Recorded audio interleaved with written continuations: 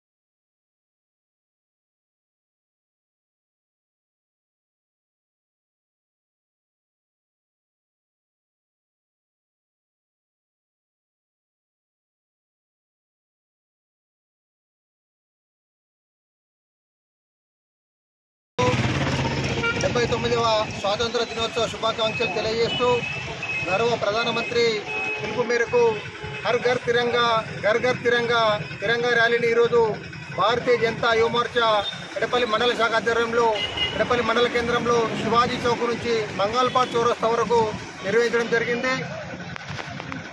దేశం కోసం ప్రాణత్యాగాలు చేసినటువంటి వారిని స్మరించుకుంటూ అమరులైనటువంటి జవాన్లకు నివాళులర్పిస్తూ యాత్ర కొనసాగుతూ వచ్చింది. భారతదేశం ప్రశాంతంగా ఉందంటే ఎక్కడో సరిహద్దులో ఉన్నటువంటి జవాన్ల యొక్క కృషి. ఈ సందర్భంగా ప్రతి ఒక్క జవాన్ కూడా పాదాభివందనం చేస్తూ ఉన్నాం. రానున్న రోజుల్లో కూడా ఈ తిరంగా యాత్రని పెద్ద ఎత్తున చేయటకు భారతీయ జనతా పార్టీ సంకల్పించింది. దీంట్లో భాగంగానే ప్రతి ఇంటిపైన ఈరోజు జెండాను ఎగరవేయడానికి పిలుపునిచ్చింది భారతీయ జనతా పార్టీ.